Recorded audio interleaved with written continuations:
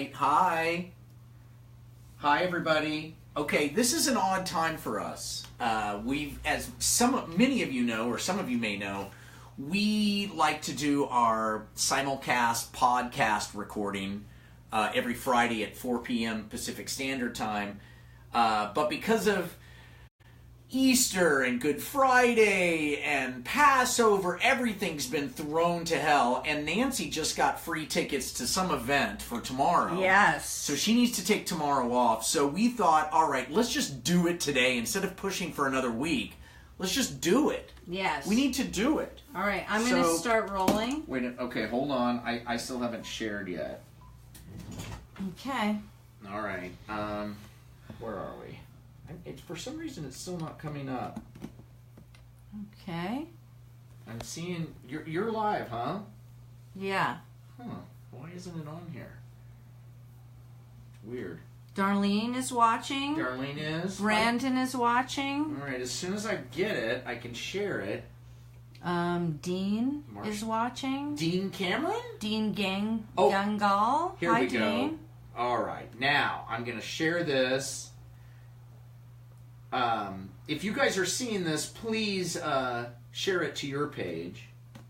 I would very much appreciate that. Hi, Jerome Henry. You've been writing me. Oh, yeah? Yeah, we have a... Okay, here we go. All right, we are live. I think Jerome is the one who sent you some suggestions. Oh, I have those. Okay. But... Should I have them at the... I should have them at the Avail, right? Just so we get them out there. Not that you'll pick them or not. Yeah. Okay, yeah, they are. Jerome Henry. Okay. Am I saying that right, Jerome? Is it Jeremy? It's got to be Jeremy, not Jerome. Well, it's Aromy. I know, but it's got to be Jeremy. I know. You and I are idiots. Or it's Henry. I don't know. Hi, everybody. Happy Thursday. We normally record on a Friday. 4 p.m. Pacific Standard Time. Do you hear that? Do you hear that? We may have to do that again. You're not hearing that? Oh, is that my ear? Oh, yeah, you don't have the thing on. But I thought I had to not put it on. Do I put this one on? You got to do one or the other. Check. All right. Hi, everybody. Okay, let's start it from the top. Are we going to roll on everything? Okay. I'll just cut a lot. All right. Hi, everybody, and welcome to John Stands Up. This is the mostly weekly podcast. Yeah. With your host, John Lear, that's me, and my partner, Nancy Hauer. Nancy? Hello. Hi. Nancy, do you want to tell everybody why we are not recording this on Friday this week? I won 2 tickets to a conference through Luke Story. I don't know if you listen to his podcast. He's a biohacker. For those of you who just went, what? Yeah. Welcome to my world. This is my business partner. Yeah. She's a life hacker. Now that means that how would you describe life hacking? Oh my God.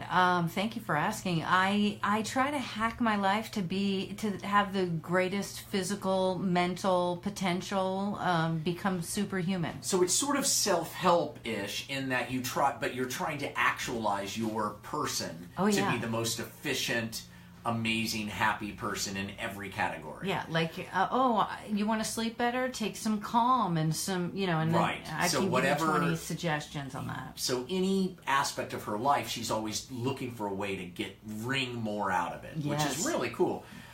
So you're going to be... I wish we could send a camera crew with you tomorrow. I'm going to be podcasting it for my health podcast. Oh, that's good. Called My Number One. My Number One. Please check it out. Yeah. And those of you who are joining in here on Facebook and Instagram Live, you can always go to iTunes. It's called John Stands Up. Please subscribe. Please review. Yes.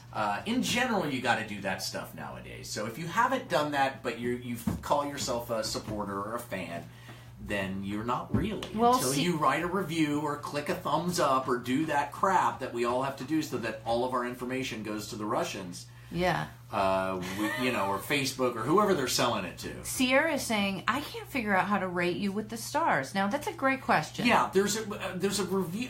I just noticed this today. We have 15,000 people on our Facebook page. Yeah. And 1 review for 1 star. Story of our lives. And I can't figure out. And Sierra, who's one of our most ardent supporters and friends can't even figure out how to review us. So what the hell? Well, okay, all you have to do is go to the bottom of the podcast and you'll see the stars, and then just hit on the stars. Now, you're talking about iTunes, Nance. Yeah, on your I'm phone. talking about Facebook. This conversation is about reviewing us on Facebook. Oh, she's talking about iTunes. Is she? Because I just posted about the Facebook review. She might be. Yeah. She's talking about iTunes. Yeah. iTunes, yeah, you just go to the bottom. That's pretty... You hit 5 stars. Yeah. Or 4. Let's hit 5. Let's go for... I'll take 4, Nancy. Come on. I'll take nothing less than 5. All right. Give us 5. All right. So the John Stands Up is actually Nancy's idea. Essentially, Nancy takes a suggestion presented by our Facebook Live audience. Yes. And then she gives that suggestion to me. I discuss that suggestion or riff on it or improvise around it, and then we'll take some of that perhaps and do it as a stand-up act on stage as well later. Correct. Okay. So right now people are giving you suggestions, Nancy. Now we have a weird, we have a fan named Jeremy. Not a weird fan. No, just a fan. a fan who's in a weird situation where for some reason he can't get it to us on Facebook Live. Right. So I'm going to give you his suggestions in case one of these hits you. Okay. And I'm just reading them for the first time. Yeah. They will be combined with the Facebook Live question. Okay. He says, the worst thing you've ever done. That's one of his suggestions. Okay. Puberty. Always a good God, suggestion. both of those are good. Dinner with the dead. Who's at the table? Interesting. Okay. Pooping your pants. And road rage. So all very good. So thank you. That's from Jeremy Henry. Oh, or Jerome. love that. What was yeah, it's Jeremy. He wrote and said it's Jeremy. Yeah, it's Jeremy. What was the first one? Oh boy, I just... Sorry. And to add to the mix is LSD. Oh, good. LSD. Well, we've kind of discussed that. I feel like we've talked about that. I feel like that's all we talk about. Yeah. The worst thing you've ever done. Worst thing you've... Yeah, the worst thing you've ever done. Jello. Let's see. Your first audition. Dinner with Nancy Howler. A lot of people think my name is Howler now, John. Right. Her name is Howler. My name is Lear. That's why we picked Howler. How? But it should be Howler. Or Howler. It's sort of like Jerome. Okay. Great. This is all we've got so far, people. Keep writing. Well, we're broadcasting at an unusual time. I know.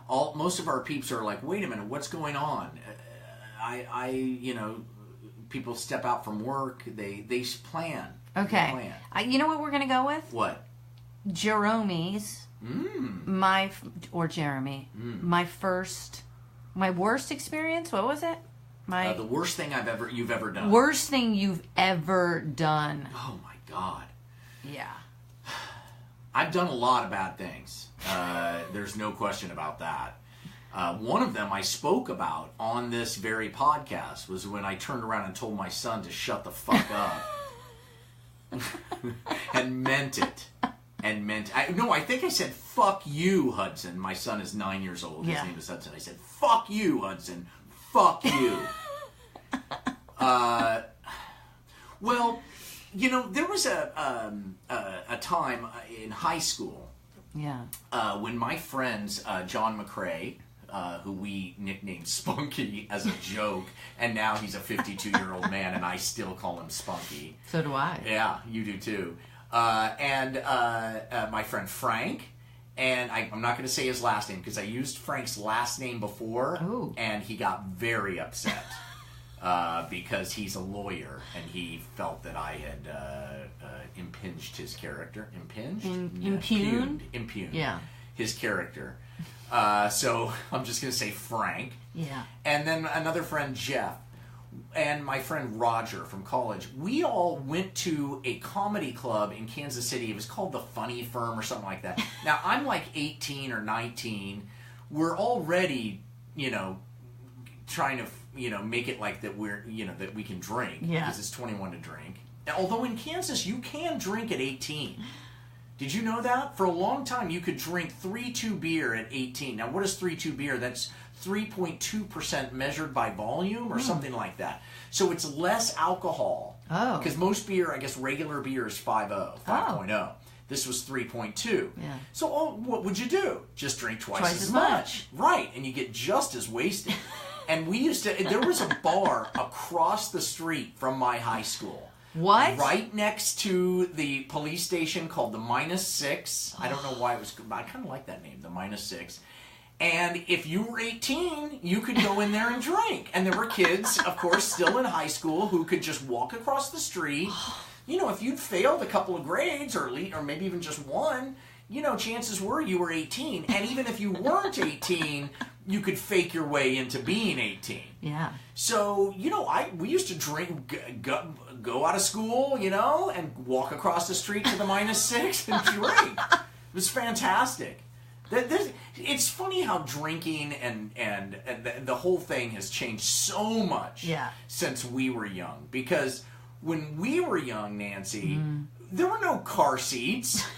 No. You just slipped and slid all over your car. I mean, my father had a huge station wagon. Me too. With the, did you have it with the vinyl, wood vinyl on the sides? And 7 kids. And 7 kids. And then those big ass station wagons had those 2 chairs in the back. Yes. That would flip up. And you could sit and face each other. Yeah. And I don't even remember them having seatbelts at all. No. Like, maybe they did. I don't remember. Ours didn't. Ours didn't. But I remember my brother and I just flopping around back there, you know, and my dad, if he had hit anything, we would have gone flying through the windshield, and you died. That's what happened in car accidents. You didn't survive car accidents. No. People, it's amazing when you have a car accident out here in Los Angeles. Yeah. And they can be. Have you ever been involved in a seriously nasty car accident before? God, knock on wood. No. Doesn't that surprise you? Yeah. Considering all the driving we do, you don't do that much actually. I do a lot because I drive a lot, and the fact that I haven't hit somebody hard enough where. I haven't even hit somebody hard enough where the thing is exploded in my, the airbag. Yeah. But this is before airbags. There were no child seats. This is when kids were allowed to fire fireworks off on the 4th of July. Yeah. I remember my brother and I having bottle rocket fights. We still do that. You do? Yeah. Bottle rocket fights. Oh, yeah. Wow. In Cape Cod. Wow. You go to Jersey, that's still happening. Wow.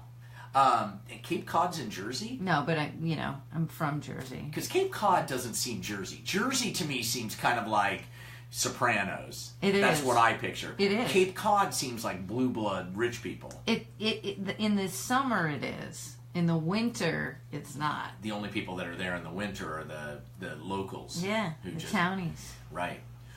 Well, I guess the worst thing I ever did was with my high school buddies. But this isn't really the worst thing I've ever done. I can't even. I'm trying to think. Like, what is something really, really horrid that I've done to another person? I think this one's good. Go for it. Well, now that I think about it, it's not that bad. But we went into this comedy place in Kansas City. Yeah. And we pretended that we were producers of a television show out of Chicago and that we were looking for talent. And we all wore suits, and Roger, one of the people, printed fake cards that said we were from WDDD or something. And so we go in there, we get comped in to the show. And this is in Kansas. Like in LA, getting comped in isn't that hard. Right. You can just, but getting it's complimentary tickets, complimentary drinks. We thought. Now we drank our asses off during the comedy show, oh, no. and we thought the drinks were all comped. At the end, they bring a bill out. We don't have the money, so we're all looking at each other like, "Oh shit!" And it was like straight out of the Blues Brothers, where we were like, "Oh, we didn't realize you wanted us to pay for the drink. Okay, we're gonna go out to the car." And get the credit card. Like in the Blues Brothers, he says, "I'm going to write the check." Yeah. And we go out to the car, and we're going to just take off. I don't even remember how we got out. Like, one of us said there was like 5 of us, so it wasn't easy just ducking out of this comedy club. We go out into the comedy club, and outside and into the car, and we start to get into the car, and we back the car out, and there, blocking our way out of the parking lot Yeah. are all of the comedians from the night. And they're all looking at us. Because they want to talk to you. Yeah, because we're running out on a bill. Oh my God. Yeah, but did they know that? At that point they knew, because I guess one of the lead comics was the owner of the club Oh or something. no. Now the lead comic, and we're like, oh shit. And Spunky says, I'm driving this 1970 candy apple red Ford Mustang that I bought for $2,600 in 1980, what was that? 1983 maybe? And then sold it for $500 and bought a bunch of cocaine in 1988 maybe, and put it up my nose one evening. But this was when, and by the way, I lost my virginity in that Mustang. God, it was a great car. White interior, a Hurst four-shifter. Oh, that's not a fun place to lose your virginity. What? It was fantastic. A four-shifter? Oh, well, yeah, it was kind of up my... Yeah, it kind of tickled the prostate. Okay, let's you know? get her on the phone. Yeah, she probably wasn't thrilled about it. Anywho, so we back out, and we're going to go out of this parking lot, and there are the comedians. And Spunky, who's sitting next to me, I'm driving, Spunky's sitting next to me, and he goes, do you have a tire iron in the back? Oh my God. And I'm like, yeah. And he goes, okay, good. Pop the hood, pop the trunk. And so I pop the trunk. And so Spunky kind of makes his way back to the tire iron, because these guys far outnumber us. Yeah. There's probably, I don't know, 20, maybe 24 comedians versus 5 of us. The fraud, people committing fraud, 5. The comedians, I would say like 20. There was a lot of them. It was like a gang of them. Anyway, they were going to kick the shit out of us, and they were pissed off. Now, the lead comedian, who was the guy who kind of, he was the MC of the show, and he owned the club, had a speech impediment. And he talked like this. He goes, I can't believe this. You're messing with our lives. You're messing with our lives. This was our livelihood. You're messing with our lives.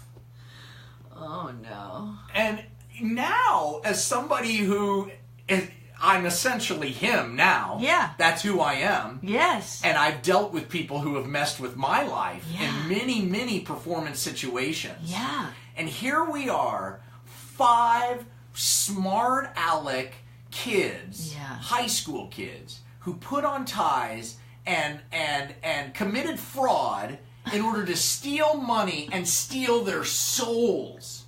That's what he said.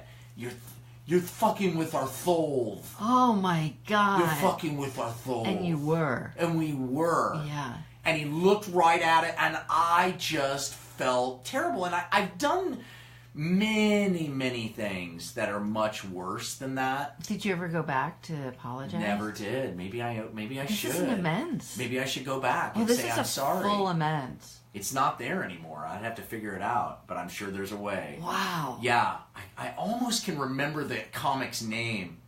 Oh my God. So afterwards, somehow we got out of there. I can't remember how.